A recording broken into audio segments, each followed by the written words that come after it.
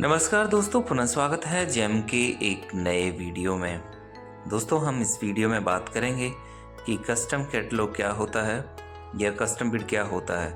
तो क्या होता है दोस्तों, कभी भी जब हम जैम पे कोई आइटम सर्च करते हैं तो बहुत बार हमें आइटम जैम पे नहीं मिल पाता है, या अगर वो अवेलेबल भी रहता है तो उसकी स्पेसिफिकेशन उस तरह से नहीं रहती है जैसे कि हमें रिक्वायरमेंट है।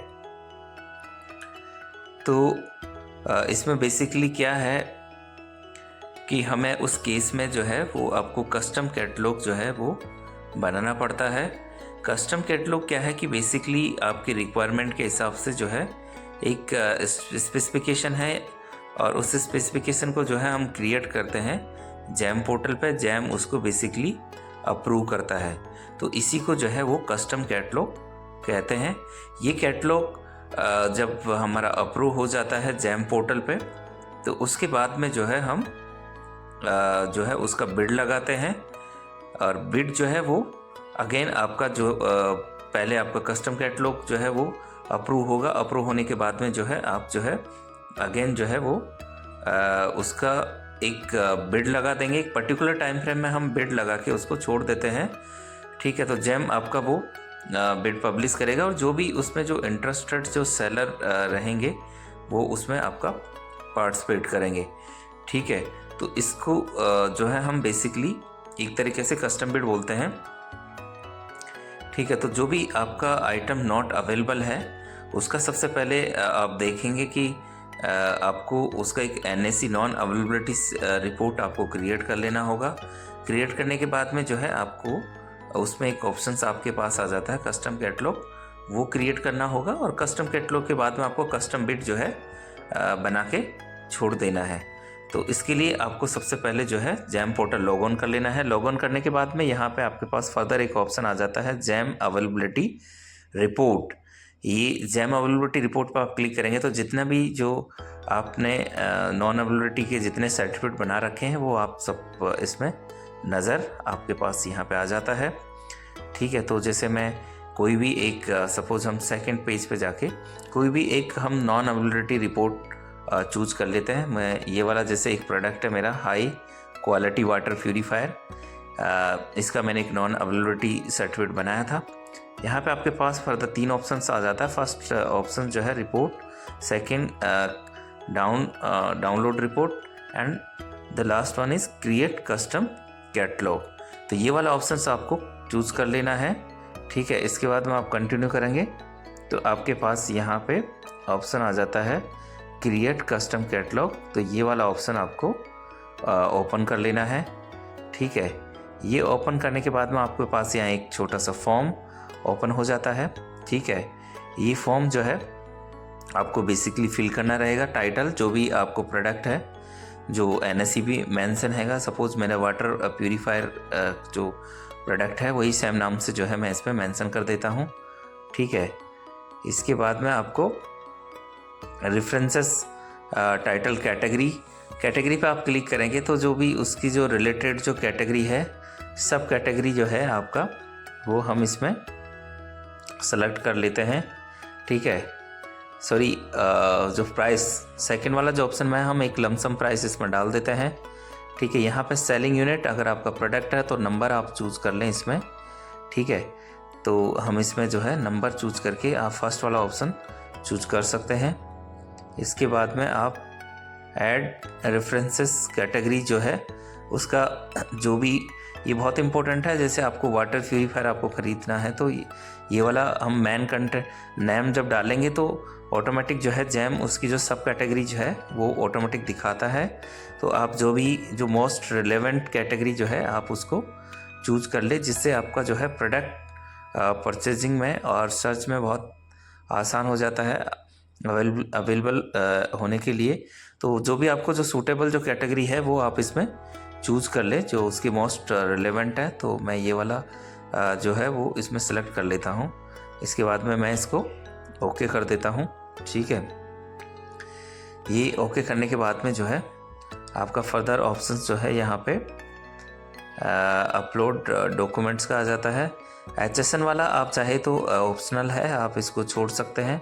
अपलोड डॉक्यूमेंट्स, बेसिकली ये उस प्रोडक्ट का एक स्पेसिफिकेशन है, आप एक पेपर पर लिख के आप इसको PDF में आप इसको अपलोड कर दें। इसके बाद में प्रोडक्ट की 3 इमेजेस की आप किस तरह का प्रोडक्ट चाहते हैं, तो इसकी 3 फ़ोटो जो है आप इसमें अपलोड करना रहता है। तो जो भी रिलेवेंट फ़ोटोग्राफ्स है वो आप इसमें, क्योंकि हम बेसिकली कस्टम कैटलॉग बना रहे हैं, हम जैम को इन्फॉर्म कर रहे हैं, बता रहे हैं कि भाई मुझे ये इस तरह का आइटम चाहिए, तो फ़ोटो जो है वो ज़रूरी रहता है। स्पेसिफिकेशन हमने पहले डाला है एक पेपर में लिख के। तो इस तरह से जो है मैंने 3 फ़ोटो रिलेवेंट फ़ोटो इसमें डाल दिया, तो मेरा इस तरह से ये कैटलॉग बन चुका है। अभी मैं इसको पब्लिश कर रहा हूँ, ठीक है। तो ये अभी पेंडिंग कस्टम कैटलॉग, मतलब अभी ये आपका ये जैम में चला गया है। जैम इसको जो है पब्लिश करता है अराउंड आपका 10 घंटे या उससे ज़्यादा टाइम के बाद में जो है वो जैम इसको ऑटोमेटिक जो है पब्लिश कर देता है। ये पब्लिश करने के बाद में जो है हम जो है अगेन 10 घंटे बाद में आके देखेंगे और ये देखते हैं कि हमारा आइटम जो है वो पब्लिश हो गया नहीं हो गया। अगर आइटम जो है पब्लिश हो जाता है तो उसके बाद में हम उसमें बिड वगैरह लगा सकते हैं। तो अगेन जो है हम दोबारा ओपन कर लेते हैं इसको, jam availability report, second page पर आ जाते हैं और अगेन जो है हम जो क्रिएट कस्टम कैटलॉग वाला जो ऑप्शन था उसको हम ओपन करके देखते हैं। तो यहाँ पे अगेन जो है हमारा यूज़ एग्जिस्टिंग कैटलॉग, ठीक है। तो ये वाला ऑप्शंस हम एक बार ओपन कर लेते हैं। अभी फ़िलहाल हमारा जो है अंडर प्रोसेसिंग है फॉर पब्लिश, हमारा कैटलॉग जो है वो फ़िलहाल पब्लिश नहीं हुआ है। तो अगर मैं यूज़ एग्जिस्टिंग कैटलॉग वाला ऑप्शन मैं देखूँगा तो यहाँ पे जो भी रिलेवेंट जो प्रोडक्ट है मेरा वो ऑटोमेटिक जो है यहाँ पे आपको दिखने लग जाता है, ठीक है। तो इस तरह से जो है आपका ये जो कस्टम कैटलॉग है वो जैम में पब्लिश हो जाएगा। अभी हम बात करते हैं कि हम जो डॉक्यूमेंट्स अपलोड किया था वो बेसिकली डॉक्यूमेंट्स होता क्या है। तो जो भी आपका जो प्रोडक्ट है उससे जो भी रिलेटेड जो एक स्पेसिफिकेशन जो है हमें एक पेपर में अच्छे से मेंशन करके उसको अपलोड करना रहता है, बताना होता है कि भाई ये आइटम जो है मुझे चाहिए, ये आइटम आपके पास अवेलेबल नहीं था, तो क्योंकि मुझे अभी कस्टम कैटलॉग बनाना है तो एक पेपर पे अच्छे से जो है उसकी टेक्निकल स्पेसिफिकेशंस जो है हम मेंशन करके उसको स्कैन करके PDF में जो है हम उसको अपलोड कर देते हैं। तो ये एक इम्पोर्टेंट चीज़ है इस जो है कस्टम कैटलॉग बनाने के लिए, ठीक है दोस्तों। तो इस तरह से जो है हम ये डॉक्यूमेंट्स अपलोड कर देते हैं। अगर अगेन हम जो है दोबारा उसको देखते हैं ओपन करके अभी, तो अभी हमारा जो है जो कस्टम कैटलॉग है वो पब्लिश हो चुका है। मैं इसको एग्री कर देता हूँ, ठीक है। व्यू में हम करते हैं तो अभी आप देखेंगे कि आपका जो है बेसिकली जो कस्टम कैटलॉग है वो आपका पब्लिश हो चुका है, ठीक है। तो इस तरह से जो है आप अभी आगे जो है इसको ऐड कार्ड करके जो है सैम। तो दोस्तों हम अगेन यहाँ पे उसको ऐड कार्ड करके जो है आइटम को ऐड कार्ड करके आगे जो है हम उसको बिड के लिए प्रोसेस कर देंगे। तो हमने देखा कि यही जो प्रोसीजर है वो आपका कस्टम कैटलॉग कहलाता है। आगे जब हम इसका बिड बनाएंगे तो वो जो है वो कस्टम बिड के नाम से जाना जाएगा, ठीक है दोस्तों। तो बेसिकली क्या होता है कि जो आइटम अवेलेबल नहीं होता है जैम में उसको हम एक इन्फॉर्मेशन देके स्पेसिफिकेशन देके पहले हम उसका एक कस्टम कैटलॉग बनाते हैं। उसके बाद में जो है जब वो पब्लिश हो जाता है तो उसके बाद में हम उसको ऐड कार्ड करके कस्टम बिड क्रिएट कर लेते हैं। तो मैं उम्मीद करता हूँ दोस्तों ये वीडियो आपको पसंद आया हो। अगर आपकी कोई क्वेरी है तो आप कमेंट सेक्शन में बताएं। Thank you so much. Please subscribe my channel. Thank you.